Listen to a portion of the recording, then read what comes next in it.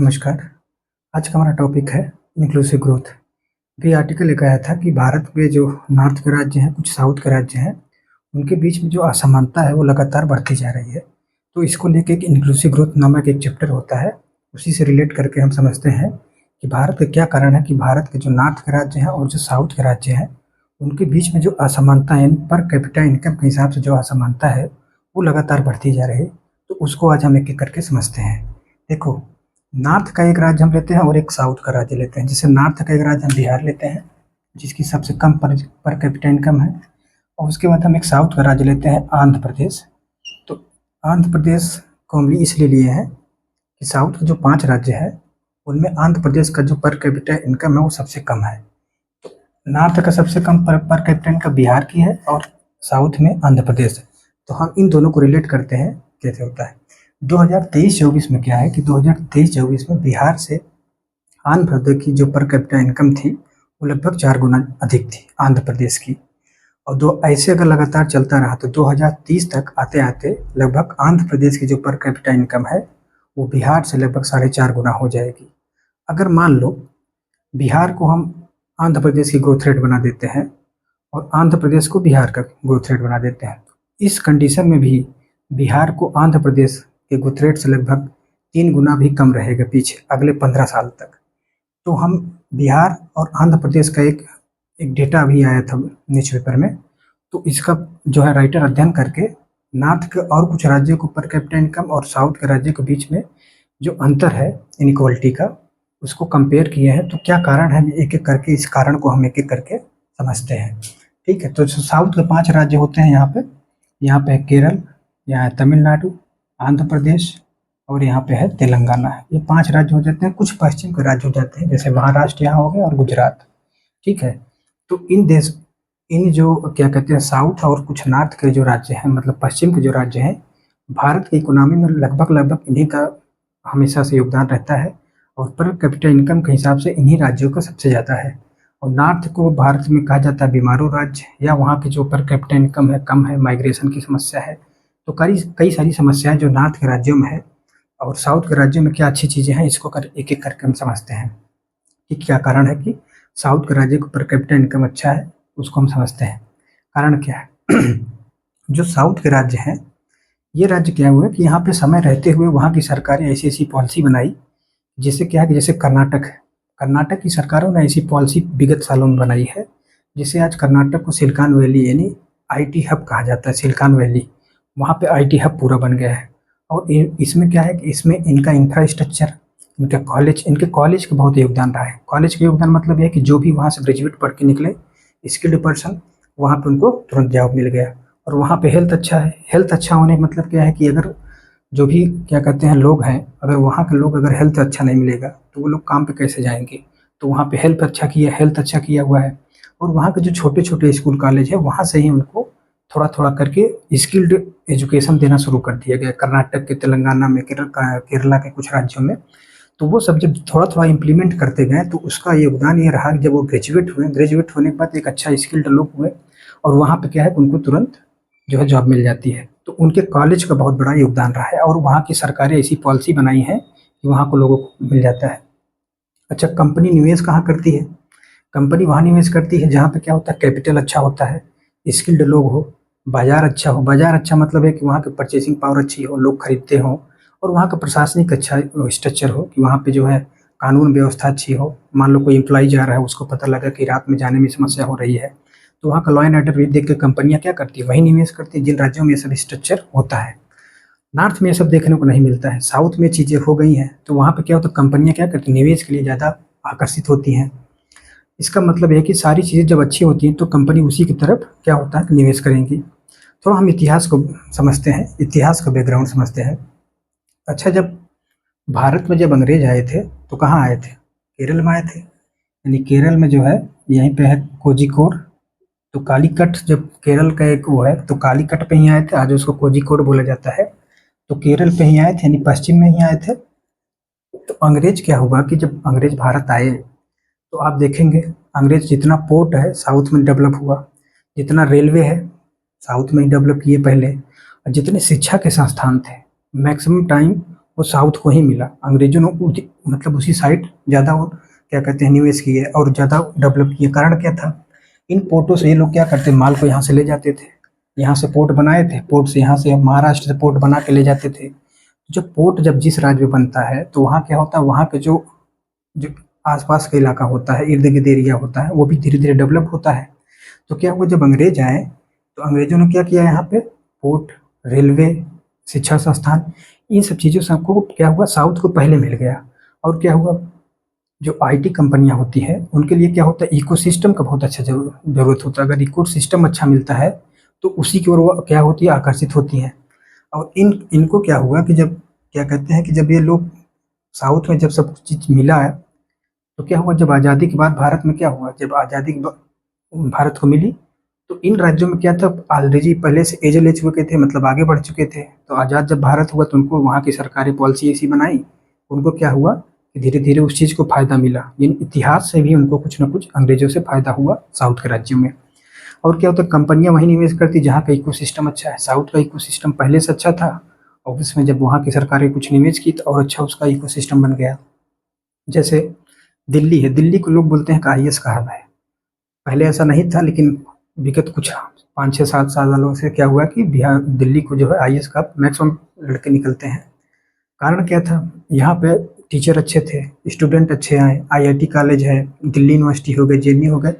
तो इन सब कॉलेजों से क्या हुआ, लड़के जब पढ़े और टीचर अच्छे मिल गए तो यहाँ से क्या हुआ, इसका मतलब ये है कि जहाँ पे वहाँ पर जो इंफ्रा होता है यानी इकोसिस्टम जब अच्छा मिलता है तो वहाँ पे क्या होगा, निवेश की जो चीज़ें होती हैं वो आकर्षित होती हैं, वहाँ कंपनियाँ निवेश के लिए ज़्यादा उत्सुक होती हैं।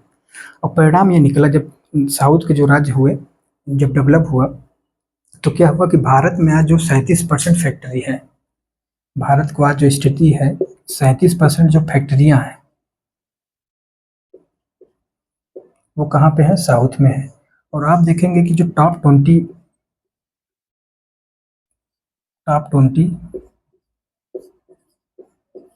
जिले जो एक्सपोर्ट करते हैं भारत में, क्या करते हैं, जो भारत से क्या करते हैं, बाहर जो एक्सपोर्ट करते हैं, टॉप 20 एक्सपोर्ट जो जिले हैं आप देखेंगे वो भी साउथ से है। और जो 37% फैक्ट्रियाँ आज भी देखेंगे वो साउथ में ही है।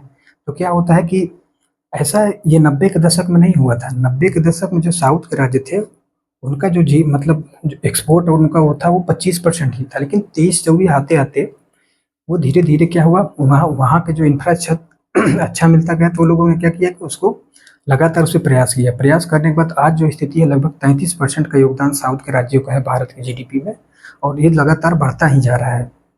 आप देखेंगे वहाँ का हेल्थ अच्छा कर दिए हैं, पर कैपिटा इनकम ही वहाँ का नहीं है, वहाँ पे हेल्थ अच्छा है। और वहाँ का है एजुकेशन अच्छा कर दिया गया है। लाइफ एक्सपेक्टेंसी मतलब यह है कि जीवन जीने की जो प्रत्याशा होती है साउथ में वो भी लगातार बढ़ती जा रही है। तो वहाँ के राज्यों में पर कैपिटा इनकम ही नहीं, एजुकेशन, यस, हेल्थ, इन सब पे भी बहुत ज़्यादा फोकस किए हैं वहाँ की सरकारें। तो उसका भी फायदा वहाँ के लोगों को मिल रहा है। और आप देखेंगे जो मल्टीनेशनल कंपनियां हैं, आप देखेंगे वो साउथ में, जैसे एप्पल का जो फॉक्सकॉन है, आप देखें वो साउथ में ही है, तेलंगाना में ही वो कहीं अपना बनाया है। तो ये सब जो बड़ी बड़ी कंपनियां हैं आप देखेंगे साउथ में बना देती हैं। इससे क्या होगा, साउथ का और ज़्यादा इसको चीज़ें मिलती हैं। अभी सरकार क्या होगी, 5 जो है सेमी कंडक्टर जो इंडस्ट्री है बनाने का वो किया है, उस 4 सिर्फ गुजरात में है और एक साउथ में दे दी है। तो क्या है, कारण क्या है, सरकार क्यों 5 ये सेमीकंडक्टर कंपनियां साउथ में या गुजरात में ही क्यों दी है? कारण यही है कि वहाँ पे जो इंफ्रास्ट्रक्चर अच्छा है, साउथ नॉर्थ में आने का मतलब है कि पहले यहाँ पे स्किल्ड लोगों को बनाना पड़ेगा, कई चीज़ें यहाँ पे बनानी पड़ेगी। वहाँ पे ऑलरेडी जब निवेश के लिए आकर्षित है तो वहाँ पे क्या हुआ, 5 सेमीकंडक्टर कम जो वो आया था वो भी साउथ को ही मिला है। तो ऐसे क्या हुआ, अब देखिए नॉर्थ में जैसे मान लीजिए दिल्ली है, अब दिल्ली राजधानी होने के कारण क्या हुआ कि जैसे नोएडा, गुड़गांव, इन सब एरिया में क्या है, धीरे धीरे आईटी सेक्टर का बूस्ट हुआ है। आप यूपी में देखें, यूपी में जितना भी पैसा आता है, आप देखें पश्चिमी यूपी का जो नोएडा है, ग्रेटर नोएडा, यहाँ पे आईटी हब है। पूरे यूपी का आईटी हब ही नोएडा और ग्रेटर नोएडा के आसपास बना हुआ है। कारण क्या है कि एनसीआर रीजन आता है, एनसीआर रीजन से क्या होता है कि यहाँ के जो लोग हैं वहाँ पे थोड़ा सा आकर्षित होता है। जैसे गुड़गांव है, गुड़गांव को भी इसका फायदा मिला है कि गुड़गांव भी आज आईटी हब धीरे धीरे बन रहा है। तो ऐसे क्या है कि कहा जाता है कि अगर नॉर्थ के राज्य अगर कुछ ऐसा मतलब इम्प्रूवमेंट कर लें जैसे साउथ के राज्य किए हैं, तो क्या ऐसा हो सकता है कि कंपनियां बाहर मतलब नॉर्थ में आ सकती हैं? ये सब इतना आसान नहीं होता है। कारण क्या है कि जो कंपनी जहाँ पे लगी होती है, जहाँ उसको फ़ायदा मिलता रहता है, वो क्या होता है वहीं पे रहना पसंद करती है। अगर हाँ, अगर नॉर्थ के राज्यों में अगर कंपनियों को लाना है, तो आपको क्या होगा, लंबे समय तक प्रयास करना पड़ेगा। लंबे मतलब ये है कि उन कंपनियों के लिए जो-जो चीज़ें, जो कंडीशंस हैं, जो एनवायरनमेंट है, उसको आप धीरे-धीरे बनाइए, उनको आकर्षित करिए। वरना क्या होता है कि लखनऊ में बड़े-बड़े सेमिनार वो हब होते हैं कि आज ये कैपिटल निवेश हो रहा है, ये कैपिटल निवेश हो रहा है, ये निवेश आ रहे हैं, वो आकर्षित वो कंपनियाँ, लास्ट में आप देखेंगे ज़मीन पे कुछ नहीं मिलता, खाली कागज़ पे ही रहता है। तो उसके लिए आपको लंबे समय तक प्रयास करना पड़ेगा। ख़ासकर नॉर्थ के राज्यों में जैसे यूपी हो गया, बिहार हो गया, आप देखेंगे यहाँ कंपनी आने से पहले कंपनी भाग जाती है, कागज़ पे रहता है, उसके बाद बाहर। तो ये सब चीज़ें आपको नॉर्थ के राज्यों में करना पड़ेगा। ये लंबे समय तक करना होगा। और सरकार क्या कर सकती है, जैसे नॉर्थ के जो राज्य हैं वहाँ की सरकारें क्या कर सकती है, जैसे क्या है कि टैक्स कम लगाए। टैक्स मतलब जो कंपनी है तो उस पे कुछ-कुछ उनको छूट दिया जाए। कई चीज़ें उनको जो बोलती हैं उनको करो। और क्या है, जैसे स्किल्ड लोगों, मतलब ये कॉलेज यहाँ अच्छे खुलने चाहिए, एजुकेशन का हब थोड़ा-थोड़ा बने। तो क्या होगा, स्किल्ड लोग निकलेंगे तो कंपनी ऑलरेडी उनको लेगी। और क्या है, विल पावर हो, मतलब सरकार ये नहीं कि बस बोल दी और काम निकल गया। विल पावर होना चाहिए कि हाँ, हमको इस चीज़ को करना है तो करना है। पूरे इम्पैक्ट के साथ उस पे लगना होगा। और ऐसा चलता रहा तो क्या होगा, नॉर्थ का राज्य क्या होगा, और गरीब होते जाएँगे, साउथ का राज्य और अमीर होते जाएँगे। इससे क्या होगा कि असमानता बढ़ती है तो असंतोष भी बढ़ता है। आप देखेंगे यूपी, बिहार से मैक्सिमम लोग माइग्रेट करके क्या करते हैं, प्रवासी मज़दूर जिसको बोलते हैं, सस्ता लेबर लेके जाते हैं, साउथ में काम करते हैं। कर्नाटक, बैंगलोर, महाराष्ट्र, ये सब राज्यों में पूरा क्या है कि पूरे नॉर्थ के लोग वहीं पे वर्क करते हैं। तो ये क्या होगा, धीरे-धीरे क्या होगा, जब ये लोग साउथ में जाएँगे, तो साउथ के जब लोकल लोग हैं, उनको जब जॉब नहीं मिलेगा, तो वहाँ पे आंदोलन शुरू हो जाएगा। अभी आप देखें कर्नाटक का ताज़ा एग्ज़ाम्पल है। कर्नाटक की सरकार ने क्या किया था, एक बिल लेके आई थी। उस बिल में ये था कि कर्नाटक के जो लोकल लोग हैं, वहाँ की कंपनियों में जॉब के लिए आरक्षण दिया जाएगा। हालाँकि उसका विरोध हुआ, सरकार फिर पीछे उसको खींची। लेकिन अभी तो ये एक प्रयास है। अब धीरे-धीरे क्या होगा, जब यहाँ के लोग, नॉर्थ के लोग वहाँ जाएँगे, तो वहाँ के लोगों को आंदोलन करेंगे, तो उससे सरकार क्या होता है, लोकतंत्र का यही सबसे बड़ा घाटा है। सरकार झुकना ही पड़ता है जब लोग इकट्ठे होंगे। भाई, वोट पॉलिटिक्स होगी, वोट पॉलिटिक्स में क्या होगा, जब सरकार में चुनाव आएगा, हाँ ठीक है भाई, हम आरक्षण देते हैं आपको 10% लोकल लोगों को। तो इससे क्या होगा, साउथ में क्या होगा, असंतोष बढ़ेगा, असमानता बढ़ेगी। तो ये चीज़ें आने वाले समय में बहुत घातक होगी।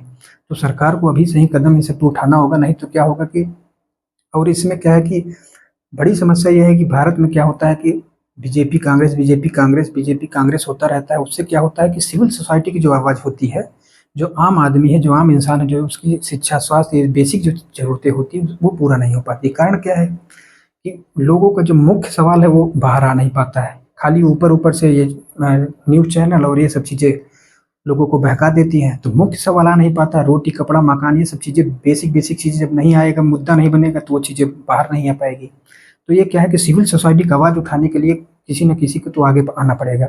और क्या है कि ये सब पार्टी पॉलिटिक्स से ऊपर होना पड़ेगा। ये नहीं कि इस पार्टी के हैं तो हम ये बोल रहे हैं, उस पार्टी के, ये सब बाहर आना पड़ेगा पार्टी पॉलिटिक्स से। और क्या होगा, सरकार को ये सब समय लेते हुए ये सब स्टेप लेना पड़ेगा। नहीं तो क्या होगा, साउथ जैसे होता नहीं है कि इनइक्वालिटी अगर वो बढ़ती जाएगी, तो धीरे-धीरे असंतोष बढ़ता है। तो ये चीज़ें हैं। और इस पे हो सकता है सरकार अभी कई सारे क्या कहते हैं, इस पर डिस्ट्रिक्ट प्रोग्राम चलाई है, कई सारे प्रोग्राम चला रहे हैं कि नॉर्थ के राज्यों को हम थोड़ा-थोड़ा करके उसमें करें। स्पेशल पैकेज अभी बिहार को दिया गया है, यूपी में बड़े-बड़े निवेश के लिए आकर्षित कर रहे हैं लोग। तो ये सब चीज़ें अगर चलेंगी तो हो सकता है कि इस आने वाले टाइम पे, लेकिन एक लंबे समय तक आपको प्रयास करना पड़ेगा नॉर्थ के राज्य को, जिससे क्या होगा कि आने वाले टाइम पे आप देखेंगे कि नॉर्थ का भी कुछ पर कैपिटा इनकम और वहाँ का हेल्थ, स्वास्थ्य, ये सब चीज़ें जब सही होगी तो अपने आप ही सब कुछ ठीक हो जाएगा। देश कैसे चलता है?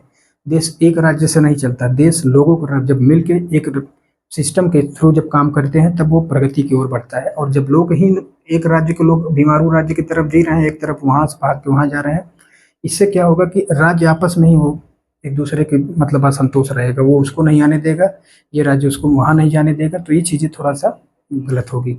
तो सरकार को समय रहते ही इस पे कदम लेगा, तो जिससे क्या होगा कि आने वाले टाइम पे ऐसा होगा कि भारत जब सारे राज्य मिलकर विकास करेंगे, तो ऑलरेडी भारत 2047 आते-आते विकसित भारत का ये जो सपना है, वो पूरा हो सकता है सारे राज्य मिलके। धन्यवाद, आज यहीं तक।